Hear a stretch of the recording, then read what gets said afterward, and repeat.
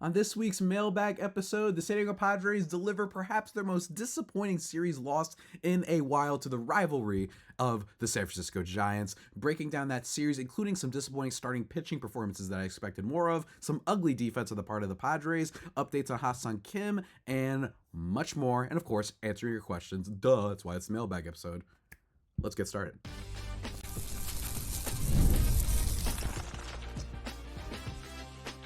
You are Locked On Padres, your daily San Diego Padres podcast. Part of the Locked On Podcast Network, your team every day.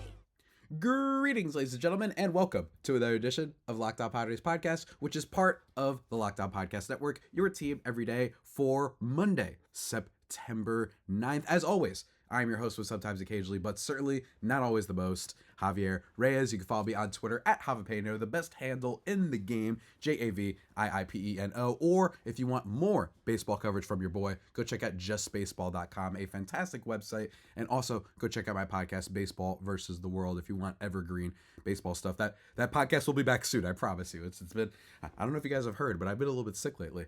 Today's episode, guys, is brought to you by FanDuel. Now through September 22nd, all FanDuel customers can bet $5 and get a 3-week free trial of NFL Sunday Ticket from YouTube and YouTube TV. Visit FanDuel.com to get started. In today's episode, we are getting started by saying, once again, I'm a little bit nasally, so for your warning, I'm warning you.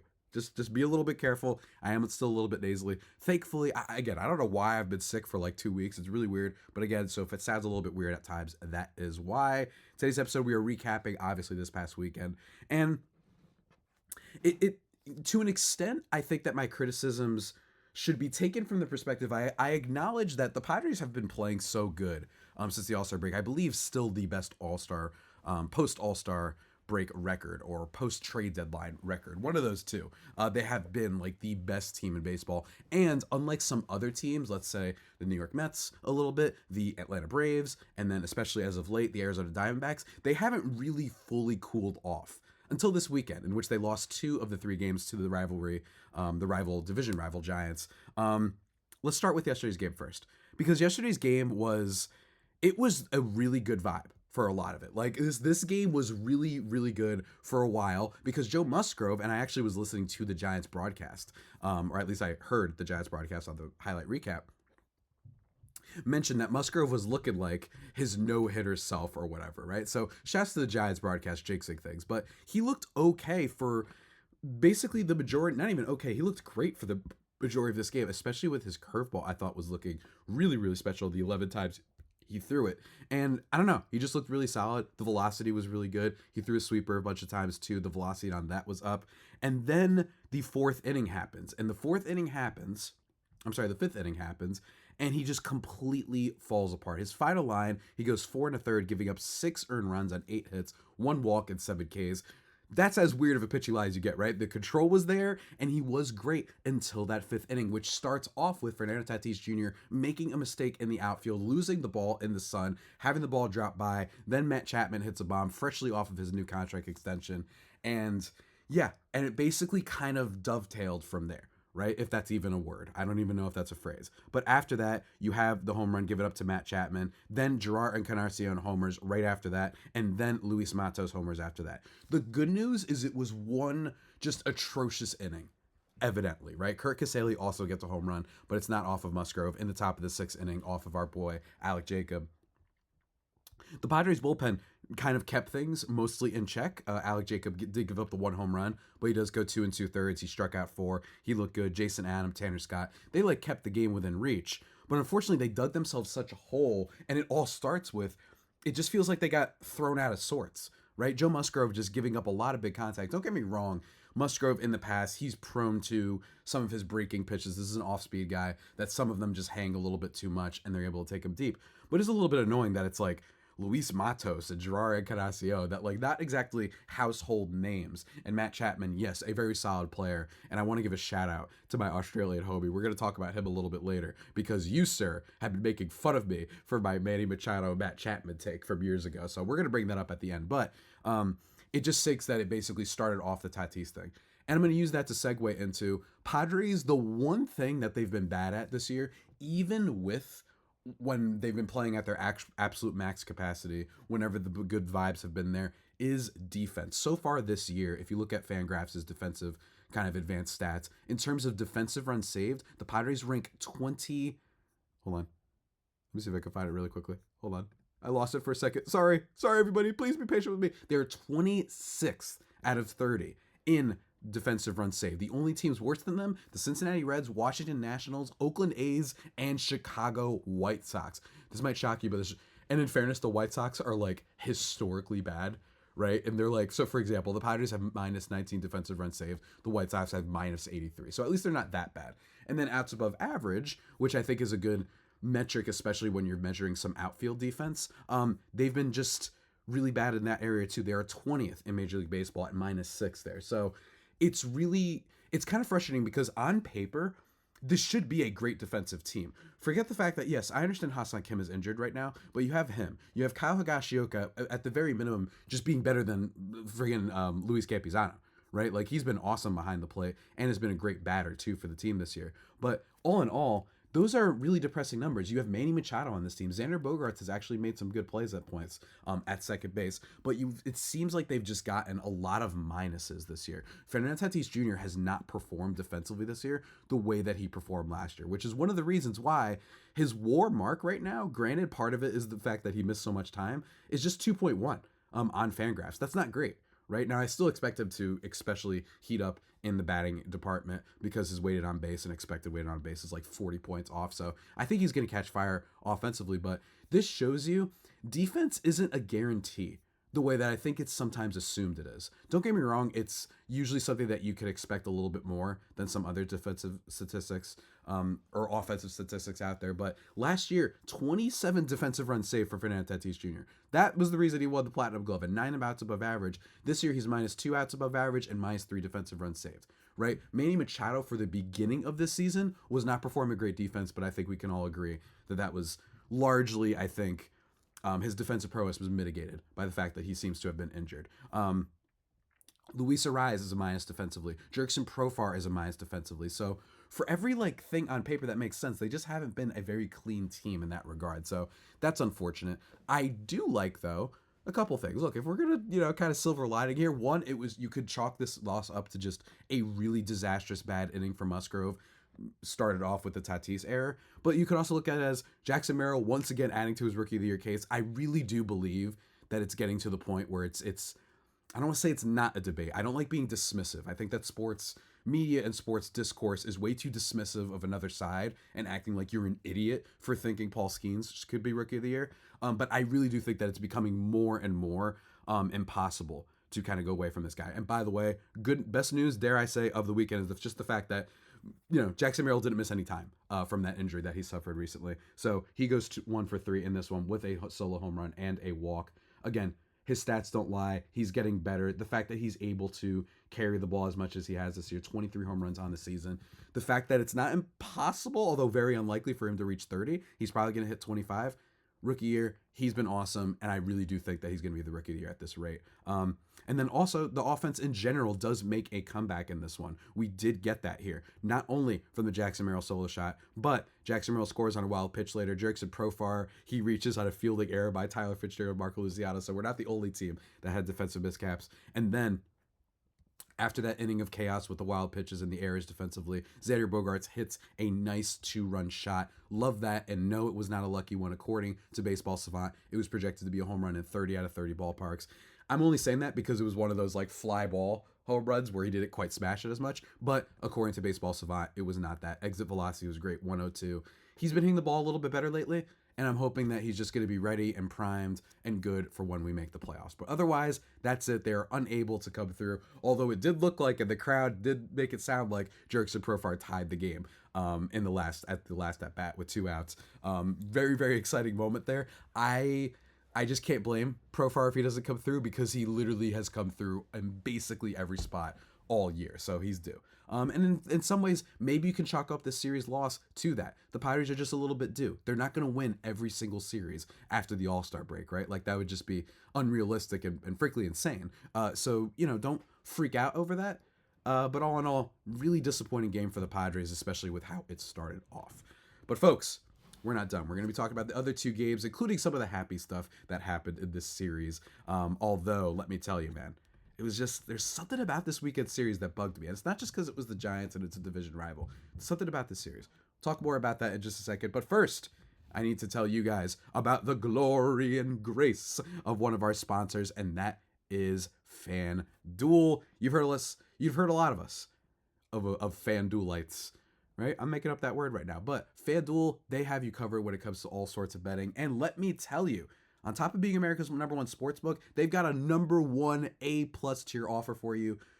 Now, through September 22nd, all FanDuel customers can bet $5 and get a 3-week free trial of NFL Sunday Ticket from YouTube and YouTube TV. So if you're a fantasy football person, or if you just like football, whatever you're rooting for, if you were like me, upset at Kyler Murray not throwing to Marvin Harrison Jr. wide open for the touchdown that would have won me my week 1, don't worry. You can still check out FanDuel if you just want the games for whatever reason you have. Go check it out. And then with YouTube TV's base plan, you'll be able to watch every regular season Sunday afternoon out-of-market game. All you need is a Google account and a current form of payment, and you can cancel any time. Just visit FanDuel.com to download America's #1 sportsbook.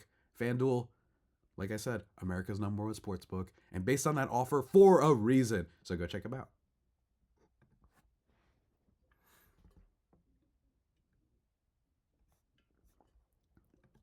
And just like that, folks, we are back here, thriving and vibing on the Locked On Padres podcast. So really unfortunate game. And you guys know how I am. I like to end on a happy note. So we're going to recap Saturday's game first. Another loss by the Padres. And this one annoyed me. And I actually tweeted about it a little bit. I didn't really tweet yesterday's game just because it was on like a small screen for me. I took a couple notes. And that was it, because I was hanging out with some friends and watching football, and it was great. But Saturday's game, I did tweet a decent amount about it, because this one really frustrated me. The Padres lose this one 6-3. Offense was not able to quite step up the way they would have liked. But for me, I was disappointed because of Dylan Cease, who's still really overdue for a great start. 6 innings in this one, 4 earned runs on 6 hits, 2 walks, 4 Ks. Don't get me wrong, still good. Let me be very clear. But that ERA is now creeping to being a high 3s ERA, 3.71 on the season. He's just been a very tale of two cities this year, and I really do think that he's due to start going on a run. But again, we talked about this before on last episode. 2.6 in April, 4.08 in May, June a 4.94, July 2.35, including the no-hitter, August 4.43, and then September 5.73 across 2 starts. The way that Cease has been pitching shows you what I said, I think, a month ago, which is that I really do think that it's not going to be him for game 1, depending on the playoff series that they end up having. I just don't see that. I think that they're going to say, you know what, let's bring in someone we just think can give us that quality, really solid start. Cease is capable of going like 7 innings and striking out 12, right? Like that's totally in the books. But I think they're going to look at and say, you know what, I think it might have to be Michael King at this point, or you have some guys with a little bit more experience with this team, guys that they trust, like a Musgrove, like a Darvish, depending on how Darvish sort of bounces back. And we talked about him recently on the last episode, so go check that out. The way I praised his 2-inning appearance that I thought was actually a lot better than it looked. But Cease, in fairness, I don't think he got absolutely just demolished in this one. It feels like he just made his classic like 2 mistakes, right? Grant McCray gets the home run in this one, making it 3-2, and then there's a kind of fielder's choice double play that happens later. So it really feels like he only kind of made 1 mistake, so that's the good news. But overall, just not a great outing for our guy, considering that I really was expecting, just me, I was expecting a really dynamite start for him to go out and be an ace, and he was not. So hopefully in this final stretch run, we're going to see some really electric Dylan Cease starts, because I do think he's due. There's nothing wrong with him. That's the good news. I don't think that there's anything wrong with him. The fastball, all the velocity stuff, he's still able to miss bats. He just keeps making these home run mistakes, especially as of late. So hopefully he can kind of remedy that. But for me, the more frustrating thing, Logan Webb for the San Francisco Giants. He goes 6 innings in this one, giving up 3 runs, which isn't, great, but 2 walks, only 3 strikeouts. He gave up 10 hits in this one, and the Padres were just unable to come through and drive in enough runs against this team that they should have. And I tweeted about this, and again, it is just one game. This team has been electric all year. They've had great situational hitting. They know how to move runners along, all that sort of stuff. But there's just something that really bugged me about the first inning in this game, in which the Padres do strike first. Logan Webb could not find the strike zone. He was just not doing well. Starts off with an Arraez single, then a Profar single, and then a Jake Cronenworth walk. Bases loaded, nobody out. And the reason I was frustrated was because Manny Machado does get the single to allow a run to come in. But what I did not like is that basically every batter, with the exception of Arraez, was swinging on the first pitch in this inning. And the reason that's a problem, I know that Profar got the hit, I know Manny got the hit, but I didn't like that because Logan Webb is an elite pitcher. I know his numbers don't always say that. We talked about this on Friday with Ben Kaspick, but I think he is an elite pitcher. And the reason I think that is because while, yes, he doesn't have the strikeout rate that you would like out of an ace, this guy procures the worst quality contact of like any starter, and he's been able to do this for years now, by the way. Said it on Friday's episode, but just to repeat again, he's never had a FIP above 3.16 over these last 4 seasons. It's 2.97 this year, 3.16 last year, 3.03 last year, 2.72 in 2021. I bring that up to say that I think that his numbers are actually made to look a little bit worse because the Giants have not had consistent defensive play behind him, and they certainly haven't had consistent offensive play either. So I just think that he's a guy that knows how to procure really bad contact. So for you to swing on the first pitch, it's bases loaded, nobody out, and everybody just swings away. So yes, I understand that Manny gets the hit because it wasn't, it was a nice pitch kind of in the middle of the plate, but he does that. Then Xander Bogaerts swings at the first pitch, grounds into a double play, and then David Peralta swings on the first pitch. So yes, they still get 2 runs. It could be worse, but there was something about it, and I know it's in a vacuum. I know this is just kind of an isolated incident. I just hated the way that they were swinging on the first pitch against a guy like this who you want to get his pitch count up. It's the first inning, and he's an ace, and he loves to make guys swing at pitches that are going to procure ground balls, which is what happened there. So that was just really frustrating for me, but that wasn't all. Okay, the Padres are unable to kind of score for the rest of the game, with the exception of Luis Arraez getting a single. But unfortunately, the bullpen does give up some more runs in this one, which is okay. I mean, they've been doing it for a while, but it is Yuki Matsui. We've got 2 things I want to finish with. One, Yuki Matsui cannot be brought in high leverage situations. I understand that they were down in this one, but for you to give up that 2-run shot, he's looked dreadful as of late. In fact, his last 3 appearances, he has given up a run, and his last 4 out of 5 appearances, he's given up a run. He just keeps missing. He keeps missing, and guys are elevating his stuff and taking it deep. It's frustrating. And I still maintain my belief that if Yuki Matsui is the worst relief pitcher in your bullpen, that probably means your bullpen is really good, which it is. But he's so frustrating, and I can't defend him anymore. You know what I mean? I just can't. I know that the numbers and the raw stuff looks good, but it's been long enough for me to say you should be acclimated by now, and I'm actually starting to wonder if they're starting to get used to the stuff that that batters were unable to hit before. I'm starting to wonder if they're figuring him out too, which is bad, because that suggests when they weren't figuring out your stuff, you were giving up big contact and home runs in the worst possible situations, and now they are figuring out your stuff. So I'm really worried about him in terms of long term, and especially come postseason. He just cannot be used in any situation that is even moderately high leverage, medium leverage, moderately medium leverage. I just don't trust this guy. I'm sorry. That's just the reality. Obviously, if you're getting blown out, you got to throw in someone. But man, that was really rough. So, and I don't blame Schilt, but geez, Yuki Matsui really rough. And then last thing, Luis Arraez 3 for 5 in this game. He has been raking lately and deserves a lot of credit. Not hitting many extra base hits. He only had that game against the Cardinals when he had to hit 2 doubles. But I like that he's drawn some walks, and he's having multi-hit games. 2 multi-hit games, in fact, in this series. 3 for 5 in the Saturday game and the Sunday game. So deserves some credit that it looks like he's starting to become what we really need him and hope that he can be. So stay tuned for that, guys. I'm excited. Arraez could be a menace in the playoffs. Last game I want to recap is the positive one from Friday, in which the Padres win by a score of 5-1. And hilariously enough, despite the fact that the rotation, in my opinion, really let them down with Musgrove and Cease, Michael King goes absolutely sicko. 6 innings, 1 earned run, 8 strikeouts, only 1 walk. He's going to finish top 5 at Cy Young. That's what it feels like. Every time he's had a bad start, with the exception of St. Louis. St. Louis was actually dare I say the St. Louis start, which was his last one, probably the worst start he'd had in months, in my opinion. Because even some of the starts where he gave up like 3 against the Pirates, there were some errors there. Like even when he, that one start he had against the Brewers when it was a bunch of singles, he's as automatic as it gets.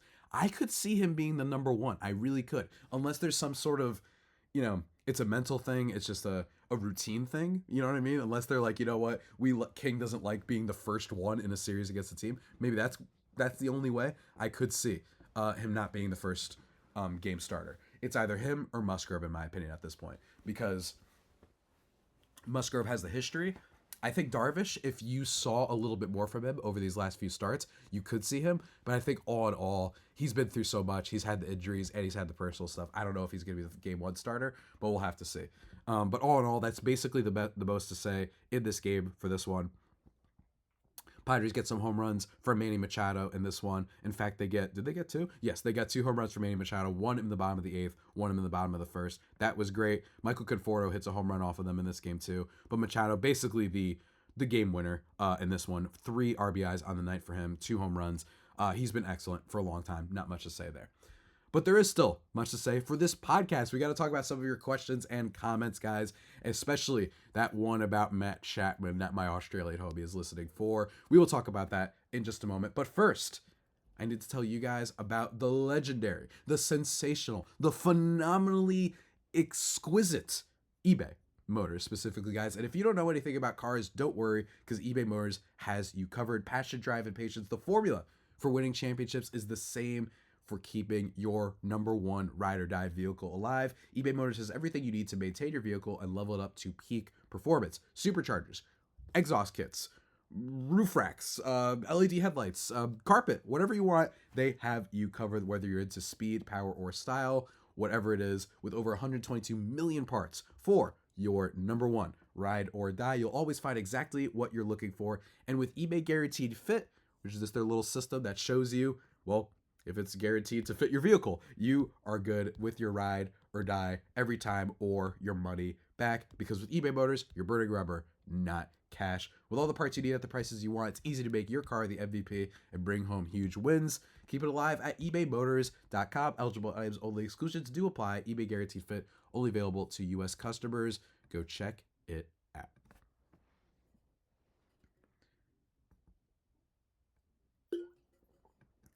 And just like that, everybody, we are back here thriving and vibing into the final segment of this podcast, the mailbag section. All right, first of all, I want to address my man, Ye Ong on Twitter. He actually DM'd me over the weekend saying, remember when you suggested Matt Chapman when Manny Machado opted out? What did Egghead take? I want to throw this out there that I still stand by that take. Matt Chapman's still a really solid player, and basically what I think the case could be made is, Manny Machado, really good player, but for less money, if they do that instead, if they had waited and didn't extend Manny Machado, who was a disaster last year, but he's still great and we still love him. He's going to be the Padres' all-time home run leader any minute now. That'll be great.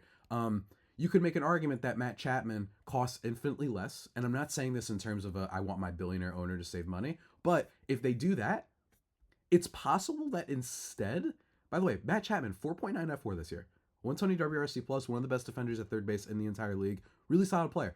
If they do that instead, he costs infinitely less than Manny Machado, and maybe they're able to keep Juan Soto. That's all I'm saying. But moving on into some other sort of territory and questions, let me respond to a few. First of all, on Twitter, I forgot to mention, by the way, some updates. Hasek Kim, according to AJ Casaval, is not as close as we'd like. That's what Mike Shout said. Kim tried throwing across the diamond at full strength yesterday and continued to experience shoulder discomfort. That came out yesterday. Not great. And it also connects to this. Kevin Acey's report, in quotes, from Xander Bogaerts. I think it really sucks for Donovan Solano not being able to play every day. So if we could get him in there, it would be nice.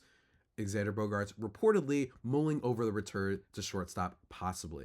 That would be huge for this team, and I'm in full support of it. It is a little bit frustrating, isn't the right word, but it has been unfortunate.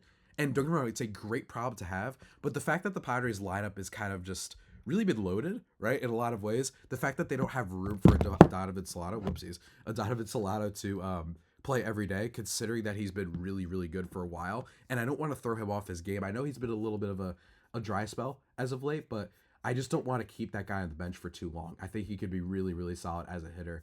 In general, I love all the bench bats that the Padres have with Donovan Solano, with David Peralta, right? Like, they have really solid guys. So I'm really excited for them and hoping that they can amp it up a bit.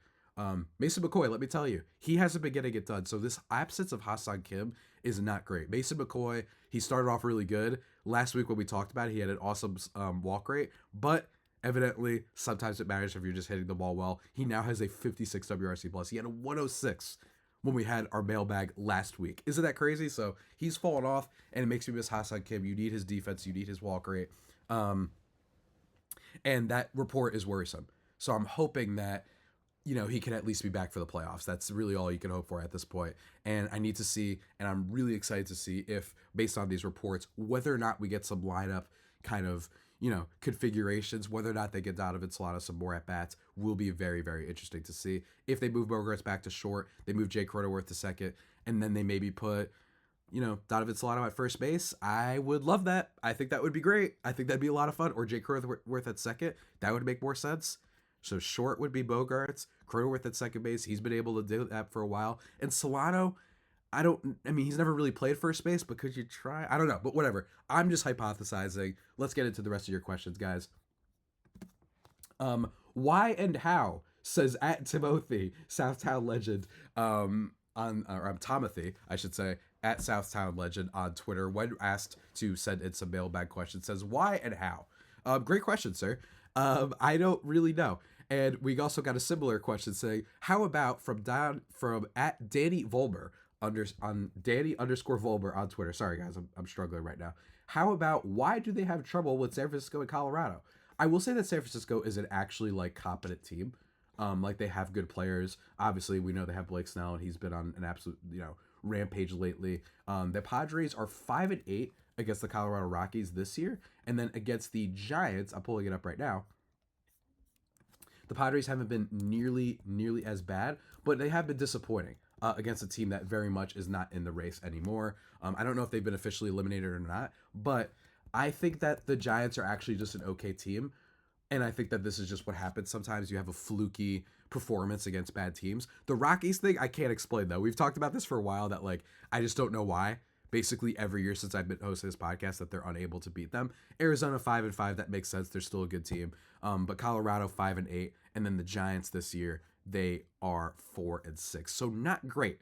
I don't know what it is, but they just kind of fell apart this weekend. It was really disappointing. So I don't know what else to tell you, man, but that's just how it goes. And also for my Australian homie again, Ye Ong, he said, I blame this series L on you and your sipping of Michael Conforto.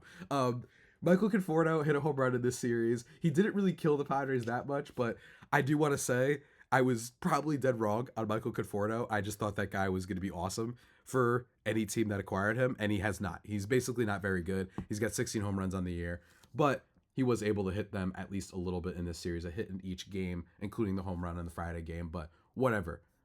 I'll take the loss if I must. Moving on, though, some other questions. This one coming from at Ramamurti, as always, on Twitter, longtime listener on the show. Question for Monday's show. How should the Padres set up their playoff rotation and roster? Which team now scares you the most in the NL in terms of the playoffs? What is the easiest path to the World Series for the Padres? So, great questions. First of all, I feel like we talked about the rotation, and we talked a little bit about the roster. I'm hoping that Ha-Seong Kim is back just to, relitigate that one more time. And I do think that overall, lefty-righty splits, depending on Solano, depending on Arraez is not great against lefties. So I think that we could see that come into play come playoff time. But the rotation, I think what I said at the beginning is that unless Yu Darvish comes back this week and it looks awesome, I think it's for sure between Joe Musgrove and Michael King. And I'm still leaning towards Joe Musgrove because I just think that he's the guy. I think he's the heartbeat of that clubhouse. And I think they want to send him out for a game one to go out there and perform. And he has performed brilliantly in the playoffs before. So that's what I personally see. And then you maybe follow that up with a Dylan Cease or Michael King. I don't know which one, but that's what I'm looking at now. And for the other parts of your question, which team now scares you the most in the NL? Great question. Because like I said before, the Diamondbacks were the ones that were scary and you didn't want to face them, but they've been a little bit shaky lately, so I'm not really sure. I think, for me, it's Philadelphia. Philadelphia still has a really good vibe to them. The Dodgers, I'm actually more scared about facing them this year than previous years, and it has nothing to do with anything that I can track using stats or any matchups or anything like that. I just think that this Shohei Ohtani effect is real. And I just feel like, doesn't it sound narratively like it would make sense that the team known for choking basically every year like dogs, that they bring in like the athlete of our generation who just has the best vibes, probably going to win the MVP, even if I personally don't think he should. Like I just feel like he's gonna not let that happen. You know what I mean? One way or another, I think he's gonna be great.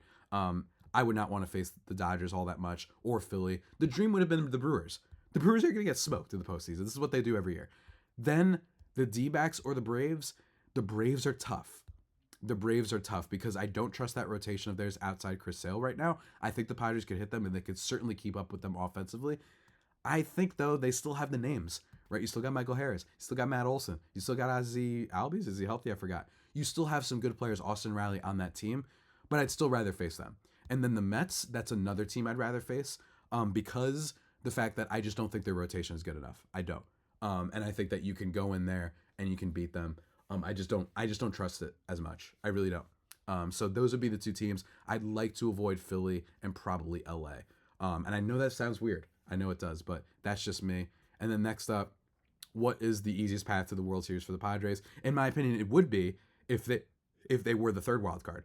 And that's totally possible. Whatever it is that they could have that lets them face Milwaukee round one, I really do think that's the easiest route. And then after that, it's just whatever. It becomes a little bit of crapshoot. You just got to hope, right? So that's just me.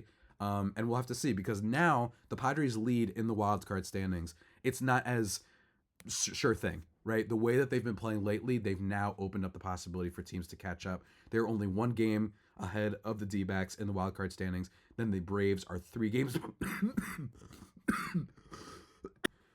Well then, sorry for dying and coughing and exploding there mid-sentence. My apologies, guys. But let's keep it moving. I just don't think that, the Padres are necessarily in... I don't think they're in a giant situation of missing out on the playoffs, but it's a lot tighter now. And you could see them falling apart. It's the end of the season, guys. Those series against the D-backs and the Dodgers are going to decide things. It's not impossible that the Padres miss the playoffs. It could happen. It's really annoying. I don't think, because of the way they played this weekend and the way that they played in the last series, that they're going to be able to catch up with the Dodgers. I think that pipe dream is gone, frankly, but we'll see. We'll see. If the Dodgers drop a series, then they're in business. So keep attention to that. That would be ideal, right? Is if they could come out and they could take the division, because it would also be sick, frankly. But all in all, just make the playoffs, man. That's what matters the most, and we'll just see from there. I don't like projecting too much, unless it's Milwaukee. I don't like projecting too much. Just make the postseason. Does it ever age well when teams are trying to make sure that they have the easiest path? I don't know. It just doesn't feel like you're asking for the litigious baseball fates to kind of smite you and have you lose to some crummy team first round. That's what it feels like to me. But again, we will see. Thank you for the questions, of course, as always, Ron Murdy. And you guys didn't send a lot of questions this week. You didn't. What can I say?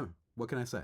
That's what happens. So not too many questions this week. One last YouTube comments to read, though. Lewis Maddox 4132 said, I remember just about a week ago, Merrill hit what looked like an extra base gapper, and the center fielder committed fully stretched out robbery. Jackson ran halfway to the outfield to give the guy a fist bump. He's not just your average rookie of the year. He's that generational player that baseball has been waiting for, who can inspire young athletes to choose baseball over other sports. He's got a leader's attitude and a charisma and a love for the game that is infectious. Enormously high praise from you, sir. I don't know if I want to call him like a generational player just yet. I think he's very good, but in terms of the personality, I agree. And that's one of the things we talked about on Friday with RM Layton. So go check that out, where I'm just shocked at how much of an alpha this guy is with as many personalities as many players on this team. Amazing stuff. More comments. At Koji_H says, hopefully Darvish got some of that rust off him. Looking forward to him throwing dimes in September and in the postseason.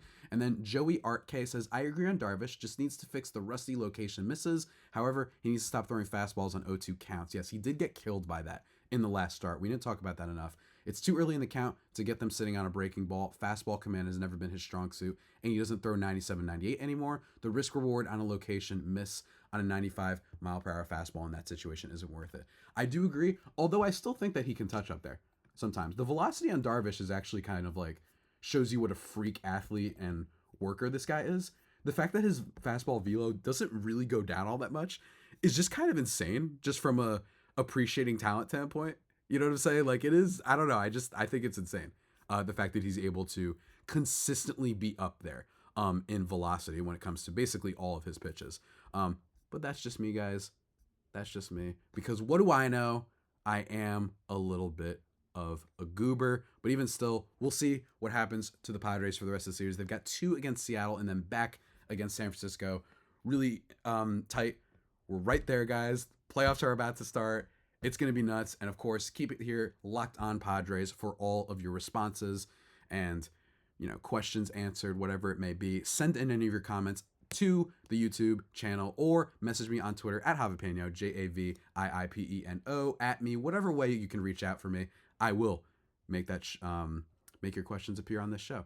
Don't know exactly what the plan is for the rest of the episodes this week. Going to try and do a Locked On crossover with the hosts over at the Mariners show, but we will see how that pans out because they are very busy these days. But we'll see.